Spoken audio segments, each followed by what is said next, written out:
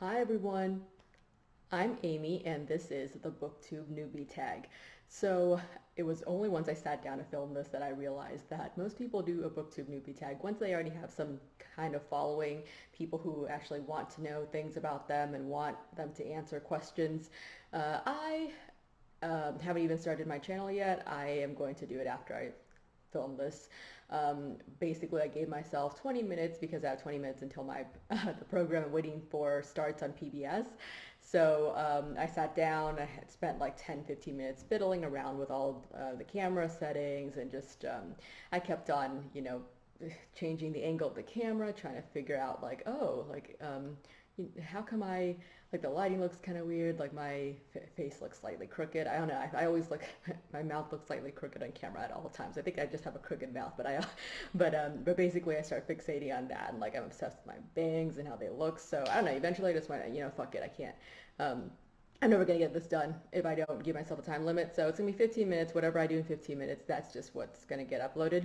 So I'm going to go ahead and start by just answering the basic questions that I've seen other booktubers answering.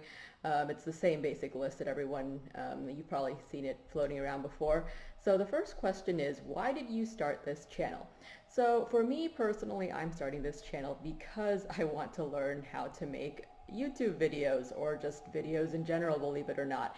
And you might be wondering, like, why the hell are you doing a YouTube channel if you don't know how to make YouTube videos? But I'm one of those people that learns best through trial and error. I have to basically do it, fuck it up and learn from the process in order to ever improve at anything. I've been watching YouTube since, I don't know, I was a teenager, ever since YouTube became a thing, basically back in 2005. So I'm pretty old. But anyways, back in the day, YouTube consisted of mostly videos kind of like this, bit low quality, just people talking about life. Lots of my friends back in high school were just filming things on their like not as high def phone cameras and uploading it to YouTube back in the day.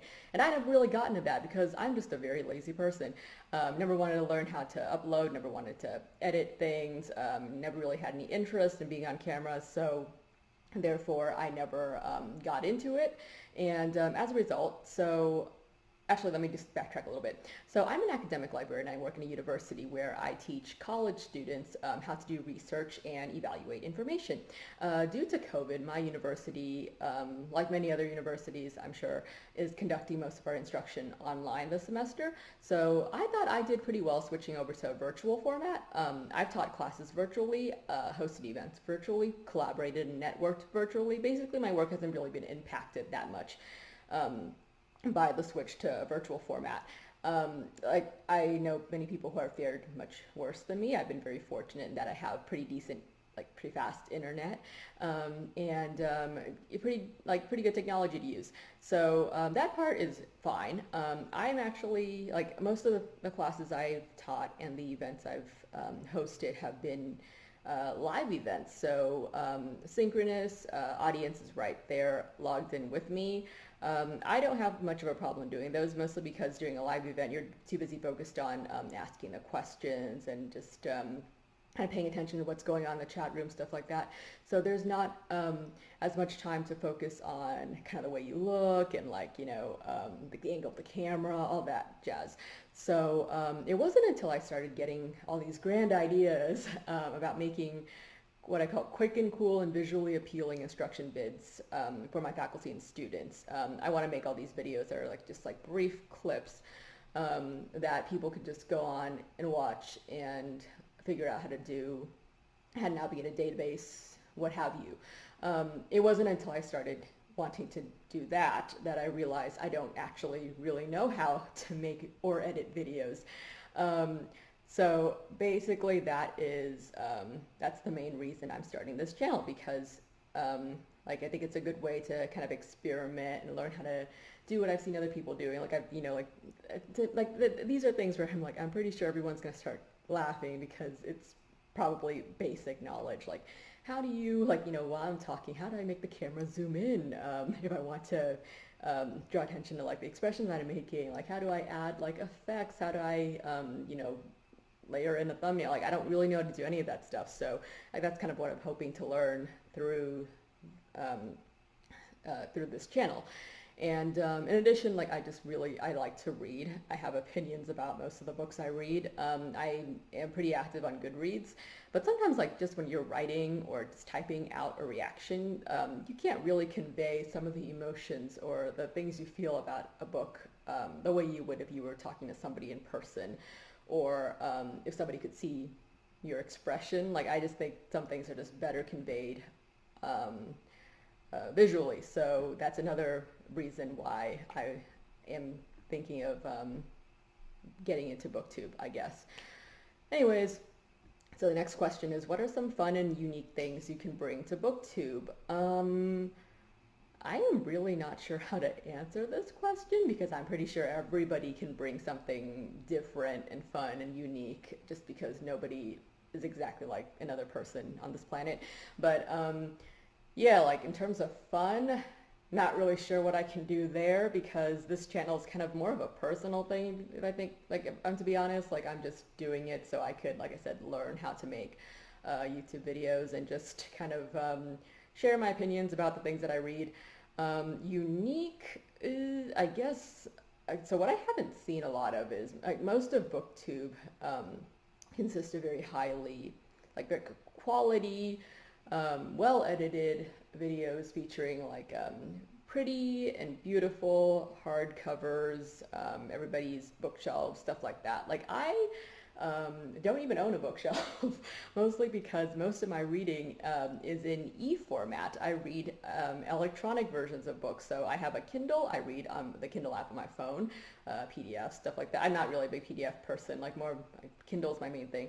But yeah, I read ebooks mostly. So some of the book reviews I do will actually point that out because I've noticed like sometimes like the print version of a book will either look different or just be formatted differently from the ebook version of it. So all of my reviews are going to be mostly the ebook version of an item. I read mainly library books because, like I said, I'm a librarian. I used to, like, I'm an academic librarian right now, but I used to work in a public library in teen services and in the children's department. So I actually read pretty widely and I guess diversely, like very varied range of reading materials. So like nonfiction, sci-fi, fantasy, YA.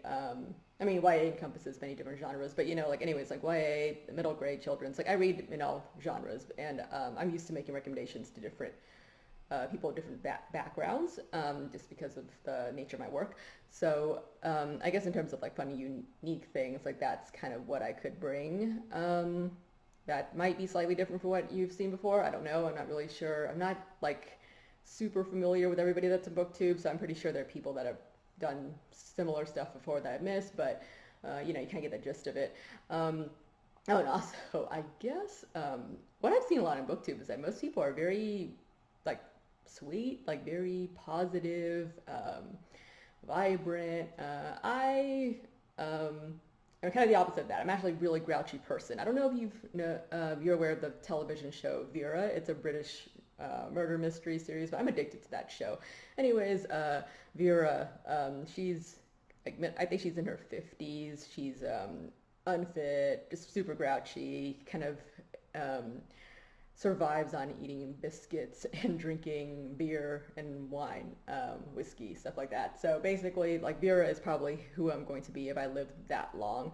I'm already kind of on my way there. My friends call me grandma, old lady, stuff like that. So I guess I'm just a very opinionated and grumpy person. Like I am not, like I'm very blunt about the way I feel about things. So if I don't like something, then I just don't like it.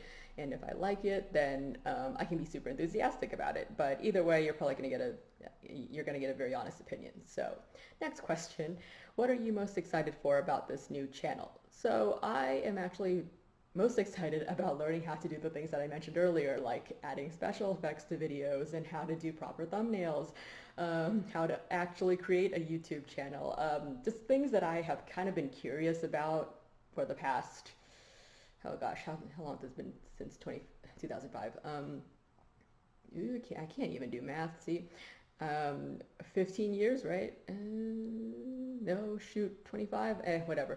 I think I'm editing that part out. Anyways, but yeah, like basically since 2005, I've always been kind of curious. I'm curious about like how things work in general. My sister calls me Sid the Science Kid, like the PBS show, because I always want to know why, like why are things done that way? Like how does it work? So on and so forth. So yeah, like what I'm most excited about is just like I said, learning how to properly make and edit a video.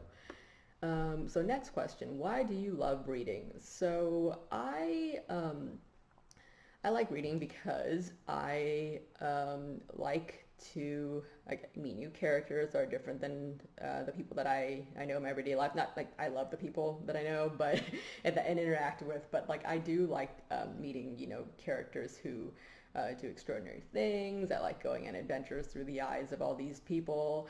I know a lot of people, a lot of readers like have like these kind of, I guess, dreams about going on adventures and being heroes, like being like the characters in their books. But I've never really been like that. Like I've always, like I said, like I'm a very lazy person. Like I'm kind of like Bilbo Baggins at the beginning of The Hobbit, where he's just super annoyed that these people are coming in and kind of interrupting and getting in the way of his everyday routine. I am like that. Like I have my everyday routine. I like my life to be boring and drama free, but I do want to know like kind of what is going on. Like I want to know like what options are out there. So that's what reading allows me to do. It allows me to explore the world and other worlds without ever having to leave my couch, because I am really not interested in going out and suffering and and all of that. Like I can't suffer. I'm just not like that's not I can't do that. Like I need to be comfortable. I need to be well fed. But yeah, like that's another thing is reading basically increases your empathy. Lets you kind of understand the perspective of other people. I think that's very important. Like I can't tell you how many times in the past, like I used to be really like a little shit as a teenager, but anyways, back when I was a teenager, like I know I had like I've always had my opinions about things, and like they weren't always I know like weren't always nice opinions. Like I've had prejudiced thoughts, and I'm sure like discriminated against people in my head. I'm pretty sure everybody's done this at some point in their lives, whether or not you want to admit it. But anyways, like I can't even begin to tell you like how many times like I've read a book featuring a character that belongs to like a group that I'm not familiar with, like from a background that I'm not that I've never really been exposed to before, and it was through reading about that character that I grew to empathize more and learn to be more open-minded and not just like judge as soon as I see someone based on what I've been told. Anyways, the next question is what book or series got you into reading? So I think my earliest memory of trying to read a book is probably Hans Christian Andersen's Little Mermaid. So the one like the darker version, not the Disney one, the one where she like was told to stab the prince, and then I think she turns into sea foam, something like that. But yeah, that's my first memory of ever like attempting to read a book, like as a 4-year-old, I think. But the first series I remember reading is actually those yellow hardcover Nancy Drew mysteries that Costco was selling in packs, like of 6, I think, at that time. I think it was like I was 7 or 8, and my aunt asked me, have I ever read a mystery novel? And I was like, I'm not really sure what that is. So she said, here, give this a shot. And it was Christmas, so she was like, Merry Christmas, here's Nancy Drew. I don't think it was even the first pack in the series. It was like books, I don't know, 13 through 19, something like that. But anyways, I got hooked. I was really, really into it. I'm still into, mysteries now, as you know. But yeah, like Nancy Drew, like she was awesome. Like that was my first time getting really into a series and, actually tracking down other books in the series. And I eventually owned all 50 of those yellow hardcovers of Nancy Drew. But yeah, that's like my first, the first series that I remember like being super into as a young reader. So what questions would you ask your favorite booktubers? I'm going to kind of slightly alter this one. Who are your favorite booktubers? I'm going to include links to these people's channels in my description box, but so right now I'm too lazy to kind of look it up and open things because you're gonna have to sit there and watch me open up things probably because I'm not really sure how to edit any of this stuff. But anyways, just off the top of my head, so I think the main ones that I watch are the book Castle. She's a Norwegian booktuber, and she, like me, doesn't like reading romance. Like she doesn't like books that are too romance focused. She reads a lot of things in different like different genres, and I think they're just super interesting, especially like when she reads books that are set in the United States. Obviously she's not American, so she gives a different perspective on it. Her opinions are like pretty honest, and I trust her, like what she thinks about when she if she says something is good, I'm going to believe her that it's good and probably be more willing to give it a shot. Same with Bookish Realm. She's a fellow librarian. I think she's a public librarian, but still a librarian. And I would arguably say they know more about the fun reading stuff than us academic librarians do. But anyways, yeah, Bookish Realm focuses a lot on more like diverse reading, like characters from like POC backgrounds. And she also reads like a lot of things that are just books I never really have heard about. Like sometimes like there are some books where it's like sci-fi horror genre, and the first I've heard of it is just from her channel. So and if she says something is super good, like it's just like with Book Castle, like if she says it's super good, like I am more inclined to read it just because like so far neither of them have steered me wrong. The third person I would recommend is Rincey Reads. I think her reviews are. I remember like back, like I started like Book Castle and Bookish Realm I followed a bit later on, but like Rincey Reads is a bit of like one of my earlier booktube follows. Back when I wasn't really familiar with many booktubers, and like most booktubers that I did come across were reviewing mostly YA. I do like YA. Not like it's not like my favorite thing to read or anything, but I do enjoy some YA titles quite a bit. So nothing wrong with like just reviewing YA. But Rincey was the only one that I was aware of that was reviewing like like I guess like things that were not just limited to YA. She was reviewing like some more serious, like more nonfiction titles, and like just books that like historical fiction, things like that. So I don't know, like there were like I liked what she was doing, and it wasn't what I was used to seeing on Booktube, so that's how I kind of got into her channel. Another one, I don't think she's active anymore, but her username I believe is Inky Spyglass Reads. She reviewed mostly sci-fi fantasy titles, and it's also nice to see she's also Asian, so it's nice to see another Asian girl on YouTube. I mean on Booktube. So but yeah, like I really enjoyed the recommendations that she recommended, I guess, as well. So I will, like I said, include links. So go check those channels out if you have time. Next question: what challenges do you think starting a booktube? Okay, I'm gonna reword this. I guess what are the biggest challenges? What are the challenges that you think will be the hardest to overcome when starting a booktube channel? For me personally, I feel like I say that a lot. For me personally, so I have ADHD, and I have a lot of trouble staying focused on things. And I don't mean like a short attention span. I mean, I do have a short attention span, but I don't mean like in terms of like, okay, I'm talking and suddenly I get distracted by what's over there. That happens too, but that's not what I'm concerned about. What I'm most concerned about is that I tend to get bored of things very, very fast. So right now, like, today I'm thinking, oh, I'm going to do this. And maybe, and I also hyperfixate. Like I get very, very into things. Like I spend like my whole day on it, to the detriment of everything else. Like basically I just ignore all my other work just to do this one project that I'm super into at the moment. And then as soon as I lose interest in it, it goes out the window. Like I have suddenly, I don't want to spend any more time doing it anymore. And I'm afraid that's what's going to happen with this. The great thing is that I'm doing it mostly to learn how to make YouTube videos, not exactly to, get famous or anything like that. So like very low pressure.